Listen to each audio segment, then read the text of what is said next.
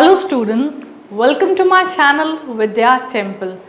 इस चैनल में हम आपको इंग्लिश की तैयारी करवा रहे हैं, वो भी सभी कॉम्पिटिटिव एग्जाम्स के लिए, banking, CGL, SSC and CAT की।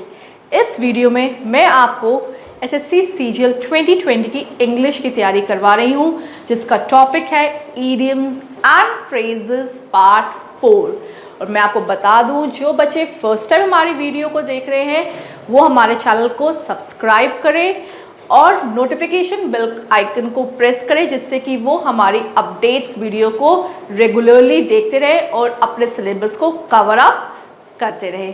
चलिए आज की क्लास स्टार्ट करते हैं और बोर्ड की तरफ मूव करते हैं अपने नेक्स्ट एग्जाम्पल्स के साथ, जो कि हमारा है एग्जाम्पल स्टैंड फॉर।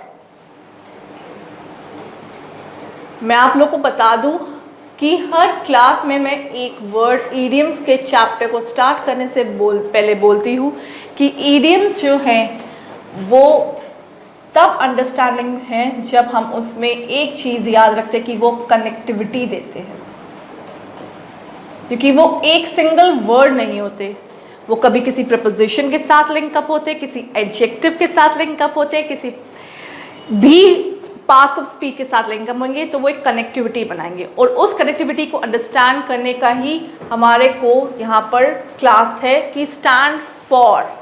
अब यहाँ पे स्टैंड का मतलब होता है खड़ा होना, फॉर ये इनकम्प्लीट सेंटेंस है। फर्स्ट ऑफ ऑल आप देखिए, इसमें कोई भी ऑब्जेक्ट नहीं है, कोई भी वर्ब नहीं है कि ये किसके लिए खड़ा हो रहा है, किसी नाउन या किसी पर्टिकुलर पर्सन के लिए नहीं है। बट स्टैंड फॉर इतना समझ में आ रहा है कि कोई पर्टिकुलर चीज़ खड़ी हो रही है, पर्टिकुलर पर्सन खड़ा हो रहा है। अगर कोई चीज़ भी खड़ी होती है या कोई पर्टिकुलर पर्सन भी खड़ा होता है तो वो उसको क्या करता है, उसको रिप्रेजेंट करता है। अगर वो आपके लिए खड़ा हो तो वो आपके बारे में बोल रहा है, आपके लिए बोल रहा है, या आपको डिनोट कर रहा है, या आपकी फैमिली को बिलोंग कर रहा है। तो स्टैंड फॉर मतलब क्या हुआ, to represent.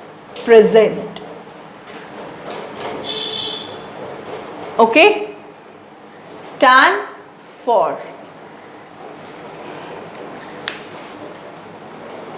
My friend in the class stand for me to have a conversation with the teacher। मेरी फ्रेंड मेरे लिए खड़ी हुई टीचर से बात करने के लिए। तो यहाँ पर stand for आपकी रिप्रेजेंट किसने किया, आपको, आपकी फ्रेंड ने। अब नेक्स्ट एग्जाम्पल की तरफ हम लोग मूव करते हैं, वो जो कि है शेक ऑफ।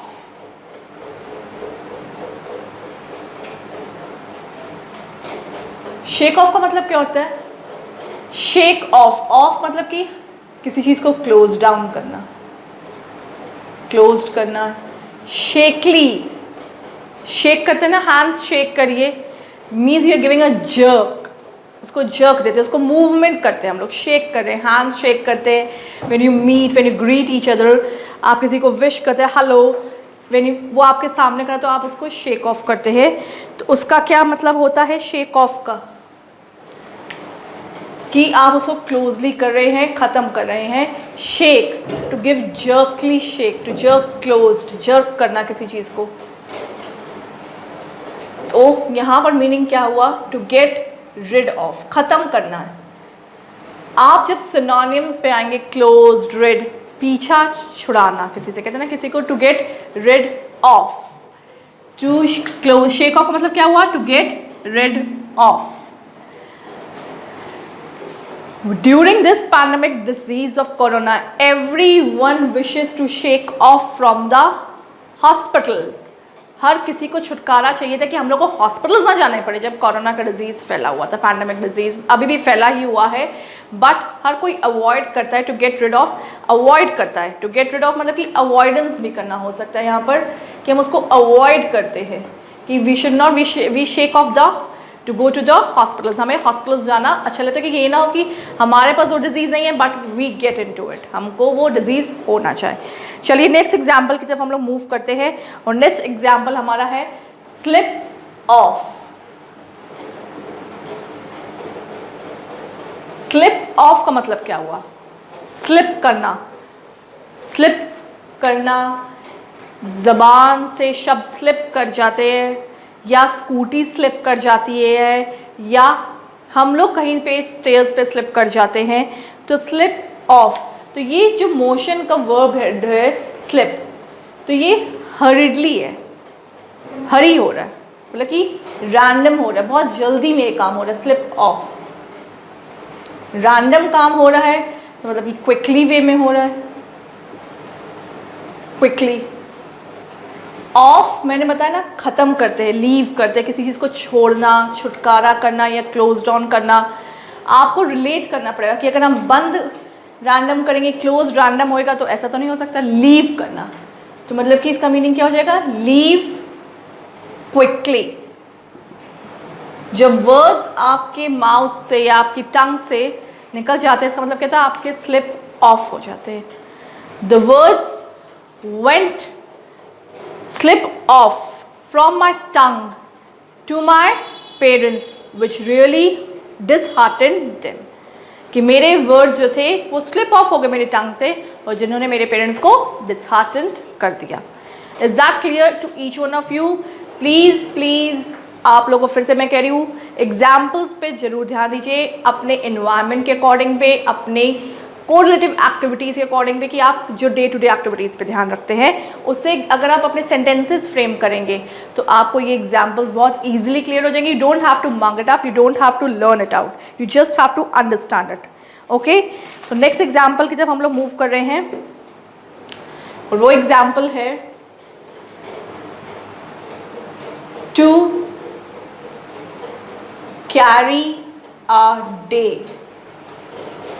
एक दिन को हम लोग क्यों कैरी करते हैं? हमारे लिए तो डेली दिन बदलते रहते हैं, daily, morning, night, every time we have a look upon the sun and the moon, new fresh day, new fresh morning. To carry a day, हम कैरी क्यों करेंगे डे को? हम कैरी तब करते हैं जब हम बहुत खुश होते हैं। ये हमारा सेल्फ है कि हम सेल्फ उसको कैरी कर रहे हैं, मतलब कि हमारी ये हैप्पीनेस को रिप्रेजेंट कर रहा है।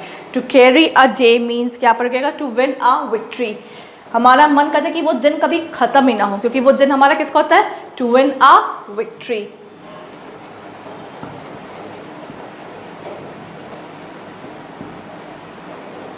अब यहाँ पर विन अ विक्ट्री है, तो विन अ विक्ट्री वाला दिन जो होता है, हम लोग कहते हैं ये दिन कभी हमारा ख़त्म ना हो, या ये दिन हमारे ज़िंदगी में रोज़ आता रहे, क्योंकि वो हमारी ज़िंदगी का यादगार, अ मेमोरेबल डे हो जाता है।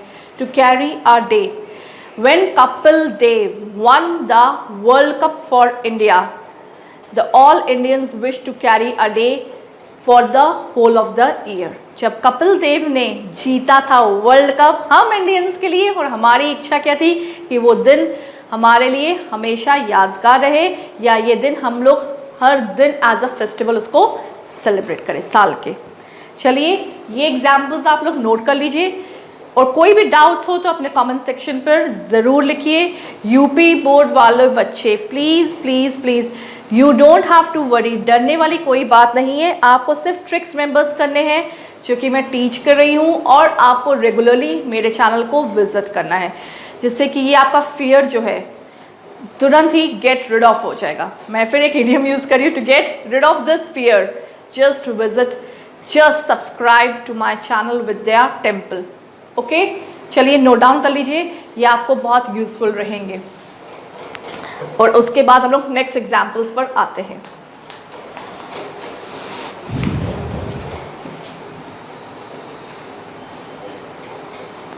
नेक्स्ट एग्जाम्पल की तरफ मूव करते हैं।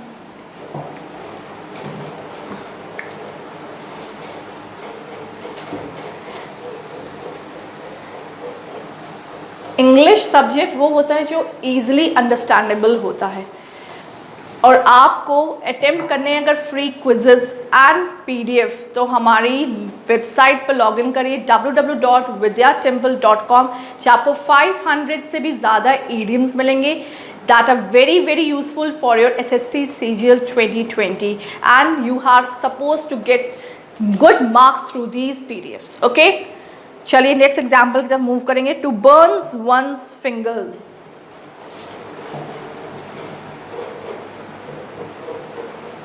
To burns one's fingers. जलाना। बर्न का मतलब क्या हुआ? जलाना। उंगली मतलब कि अपनी ही बॉडी पार्ट की बात हो रही है, अपनी ही एनी बॉडी पार्ट की बात हो रही है। वंस मतलब कि ओन। जब हम अपने ही हाथ को जलाएंगे तो क्या वो हमारे लिए वो चीज़ क्या बेनिफिशियल रहेगी? आप अपनी उंगली को क्या गैस पे स्टोव पे रख के जलाते हैं? अगर बाय चांस भी जल जाती तो आप तुरंत क्या लगाते हैं? कोई भी एंटीसेप्टिक लगाते हैं या कोई भी फर्स्ट एड करते हैं कि हमारे हैंड्स बर्न ना हो। टू बर्न्स वंस फिंगर्स मतलब क्या हो? अपने ही फिंगर बॉडी पार्ट को जलाना। तो means to burn your own financial losses, कि हमने यहाँ पे फाइनेंशियल लॉस को बेयर आउट करना है। To suffer financial losses, to suffer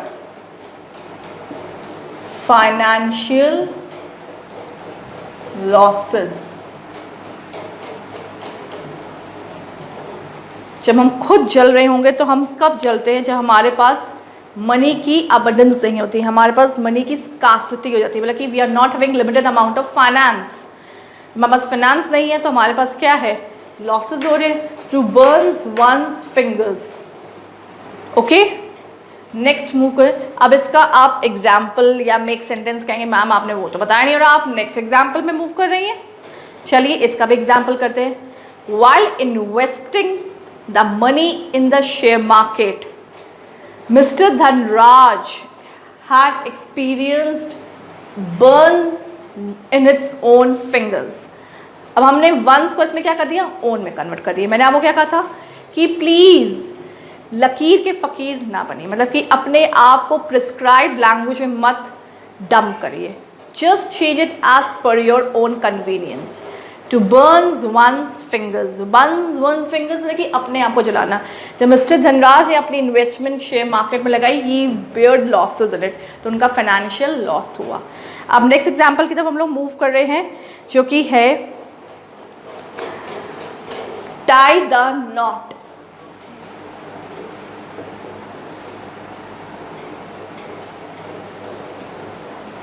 tie the not, गांठ बांधना जिसको कहते हैं। टाई मतलब बांधना, टाई द नॉट गांठ बांधना। इसका मीनिंग क्या हुआ? टू गेट, आप गांठ कब बांधते हैं? For longer time of a period.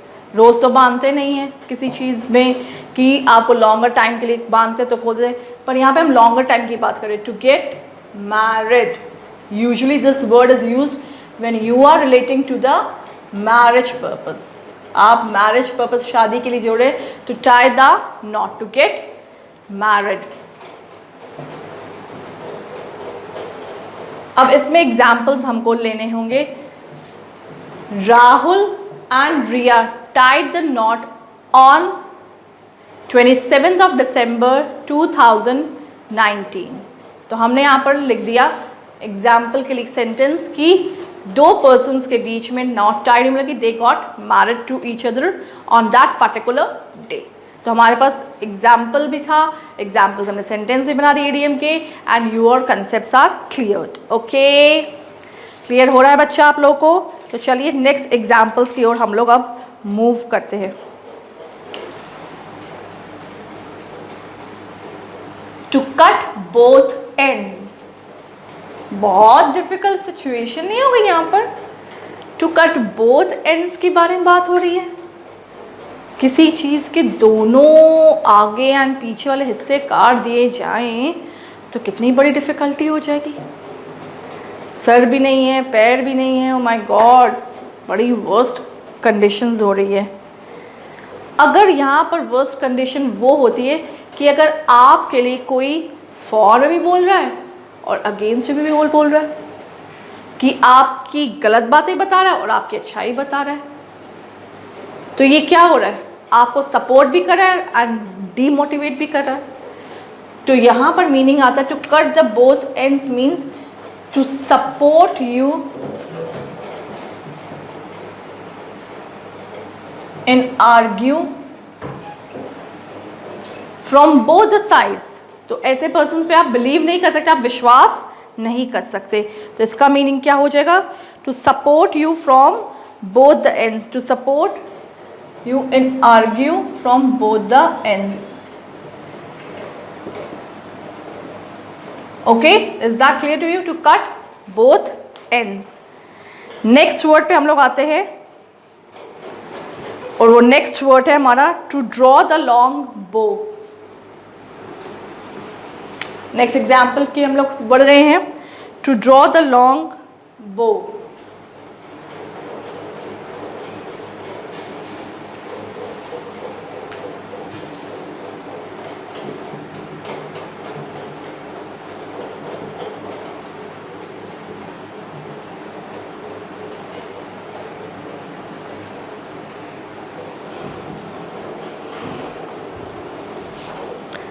To draw the long बो, लॉन्ग बो मतलब क्या होता है? एंड ड्रॉ कर रहे हैं हम लोग उसको।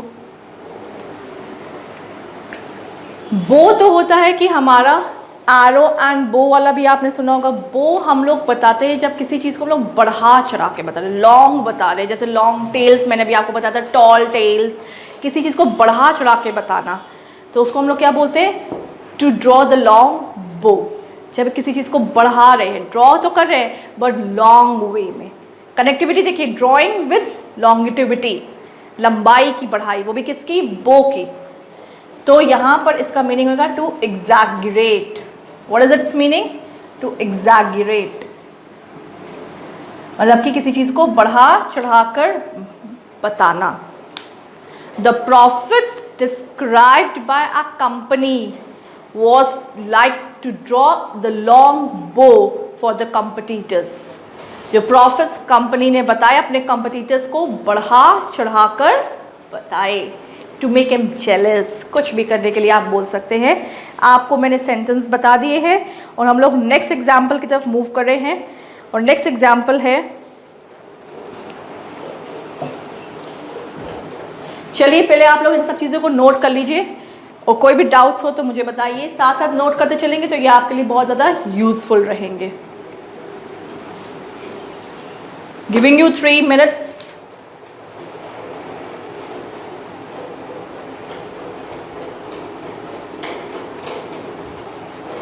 चलिए नेक्स्ट एग्जाम्पल की ओर मूव करेंगे।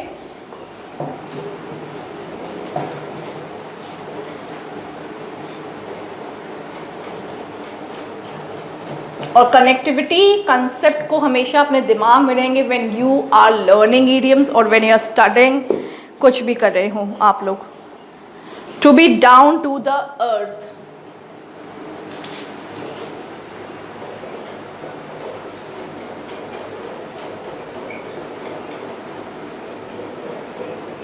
अर्थ की तरफ होना, डाउन होना। अर्थ तो नीचे होती ही है बच्चा। अब आप बच्चों ध्यान दीजिए, अर्थ तो हमारे पास है और हमारे साथ है और डाउन है, तो इतना ज़्यादा नीचे होना कि अर्थ के लेवल से भी नीचे हो जाना, तो मतलब कि बिल्कुल ही रियलिस्टिक हो जाना। डाउन टू द अर्थ मतलब कि आज की लाइफ को खुद फेस करना, जिसको कहते हैं ना पारदर्शिता, जिसको कहते हैं अपनी बात को रियलाइज करना, रियलिस्टिक वे में प्रेजेंट करना। अननेसेसरी एग्जैगरेट नहीं करना, बढ़ा चढ़ा के बातें नहीं करना, टू रियल लाइफ को फेस करना। What is truth that only you have to speak. Real बोलना मतलब कि to be down to the earth मतलब कि यहाँ पे क्या हो जाएगा? Realistic.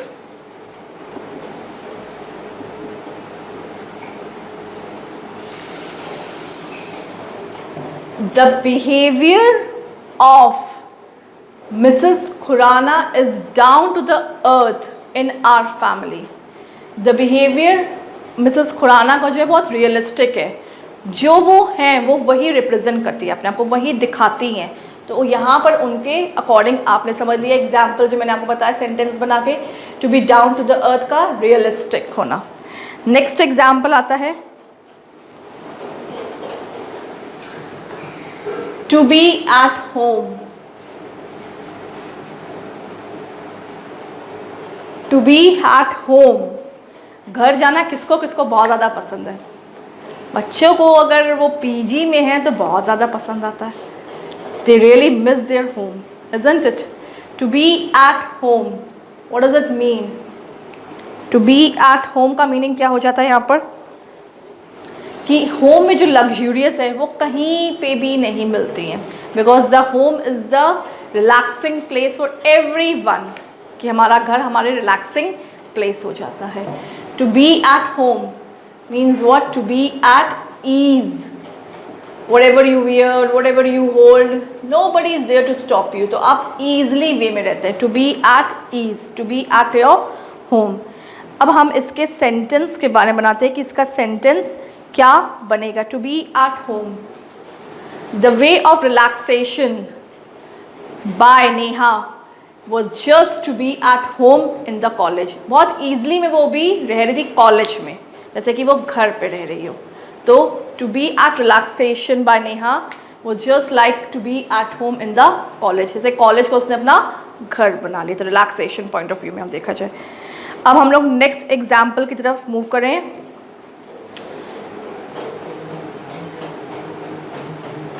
To cut my teeth. To cut my teeth on.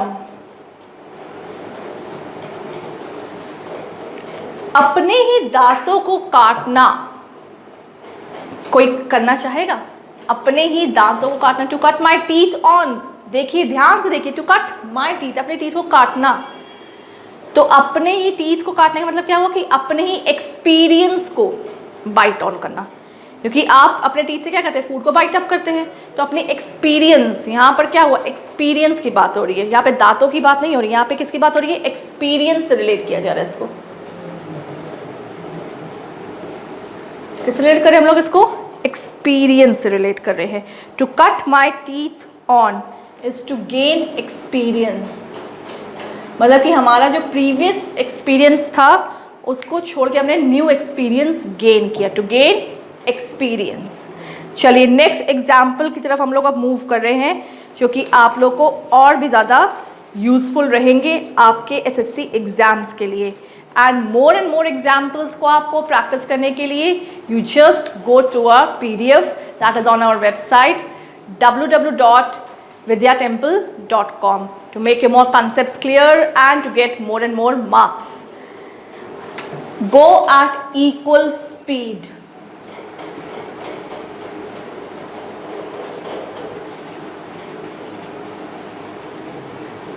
Go at equal speed.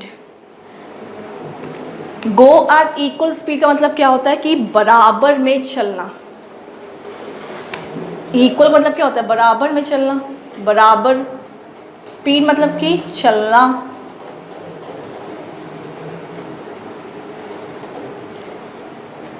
Go means चलना, बराबर चलना. What does it mean? साथ चलना. इक्वल, साथ चलना. What does it mean? That you both are going together. Going together.